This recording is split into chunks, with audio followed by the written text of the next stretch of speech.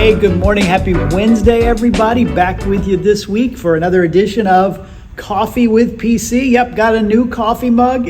I don't know if you can see it because of the glass and it's got a little etching on it. Operation Christmas Child. It's that time of year for our church. Hey, we'll get back to that in just a minute, but thanks to Cindy for a new mug to add to my collection and to help remind us about a very important ministry that we're a part of. Before we get to that, though, just want to pick up again. We've been talking about the gospel according to Matthew and the life and ministry of Jesus, trying to learn a little bit from him, from Matthew's account of his life, and hopefully incorporate, that's the goal. We talked about it even Sunday. Incorporate who Jesus is, his character and his nature into our life as we try to follow him. We just don't read this for fact-finding little things or for knowledge. We read it because we want his character to get a hold of us. And this couple of verses we're looking at today is really a big character thing. They may be familiar to you, this concept. You may have heard something like it before.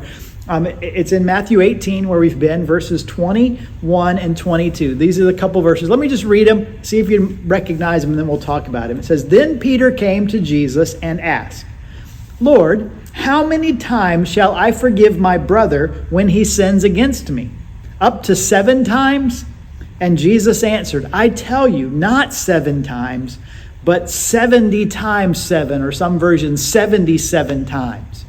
Boy, this is something, like I said, I think is something people have heard, because it's pretty striking in what it says. Now remember, we're kind of in a section where a couple of weeks ago we talked about the parable of the lost sheep, where Jesus says the good shepherd leaves the 99 and goes and finds the one lost one. And then the next section, which we didn't talk about because the coffee machine was broken. No, actually, because I wasn't able to meet with you last Wednesday. But after that, Jesus gives us these steps of what to do if someone sins against you, to go and try to be reconciled to them, to take witnesses and that sort of thing. And so it's on the heels of that Peter asked the question, how many times should I forgive someone who has sinned against me? It's an important question, because if you have lived life at all for any length of time, you have been sinned. Somebody has done you wrong. Somebody has done something wrong. Somebody has sinned against you. We have all experienced it.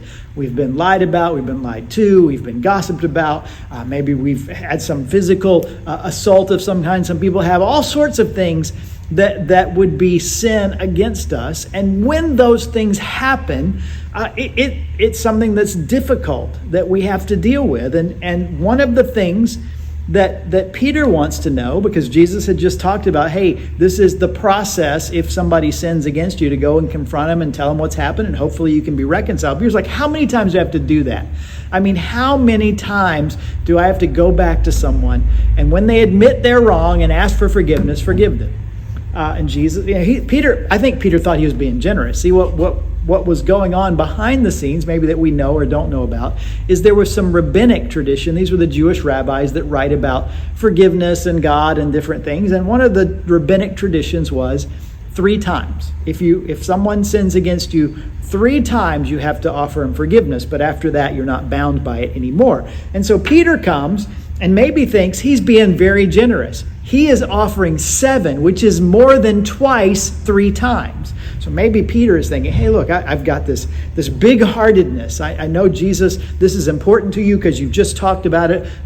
What if I forgive someone 7 times? And then Jesus' response really it's jaw-dropping. I tell you, not 7 times, but 70 times 7. Now, 7's an important Bible number. I'm not huge into numerology. I think people go too far with that and try to parse things about numbers in the Bible. But in general, there are significant numbers in the Bible. 7 is one of them.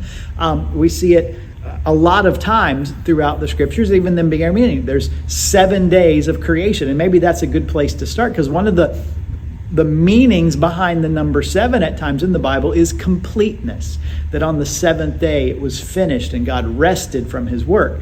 And so we have that idea. So for Peter to say, the rabbinic tradition is 3, I'm going to offer 7, which is more than twice 3, but also this number of completeness, that's a generous thing. And Jesus comes back and says not 7 times, but 70 times 7. So now we've got 7 squared times 10.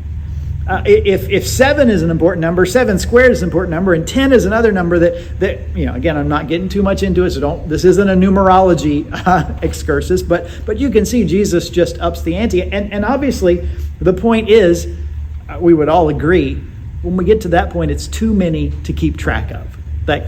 Jesus isn't saying the 491st time, or if your translation says 77, the 78th time, because either one of those numbers, we're probably not keeping track. A few times we know this person has hurt us, but 77 or 70 times 7, we're not keeping track. That's kind of the point. There's this generosity in our forgiveness that Jesus is calling for.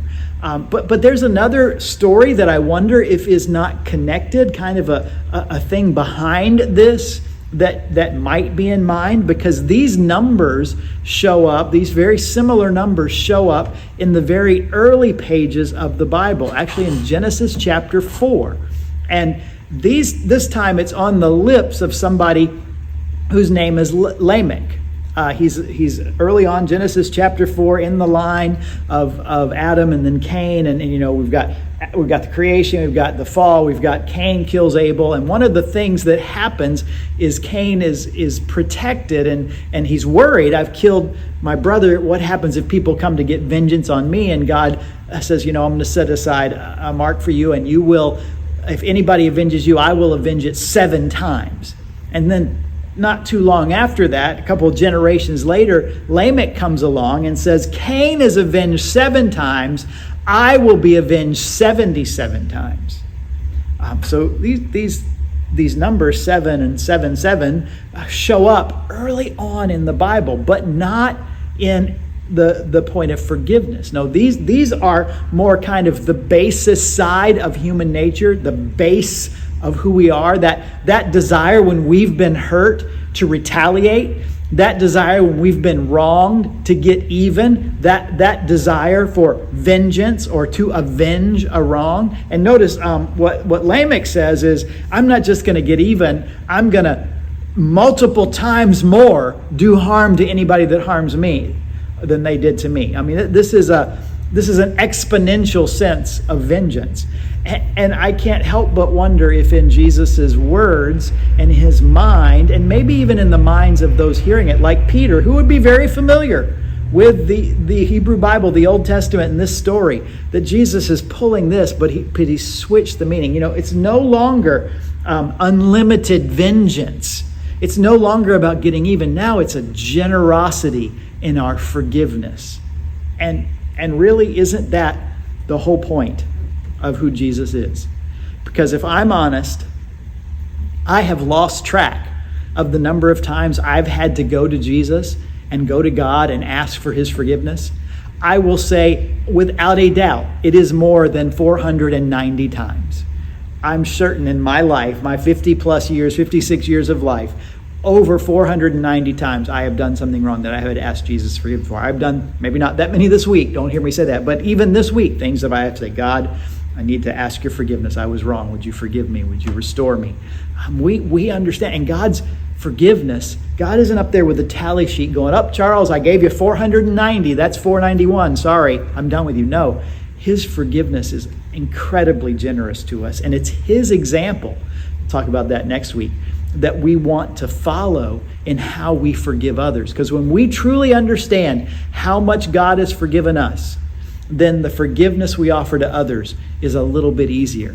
When we think of ourselves self-righteously, that we're so good and God is lucky to have us on his side, and boy, isn't he going to be happy I'm on his team in heaven, we lose sight of just how much God has forgiven us. And that self-righteousness makes it that much harder to forgive. But the humility that Jesus encourages in us and in Peter is to understand how much we've been forgiven, so that then we might extend that same grace to others. It's a very powerful concept. Again, not about a tally sheet, but about a heart, not bent toward vengeance, but bent toward grace and forgiveness, just like God bends toward us through his son, Jesus. We talk about that a lot. We talk about that every time we get together. And if you want to know more about what it means to receive the generous forgiveness of our great God, we'd love to have you join us. Worship, talk to us, send me a note. I'd love to have the opportunity to talk. I'll even buy you a cup of coffee and we'll talk about who Jesus is and how you can know his forgiveness if you'd like to do that. But let me mention, by the way, speaking of coffee, back to my mug, another way that we are generous as a church is through Operation Christmas Child. This Sunday, we will be dedicating the shoe boxes that our church family has packed and brought. And if you haven't got one yet, it's not too late. You can get one. You can pack a shoebox. I'm sure we can make that happen. You can contact the church office and that sort of thing. We'd love to have you do that. Our goal is to have 700 shoeboxes from that's Cindy's goal for our church, to have 700 shoeboxes passed through from our church family to go on around the world, because in addition to our generosity in filling the shoeboxes carry with them around the world to children that will receive them in horrible conditions, famine, war, other disasters.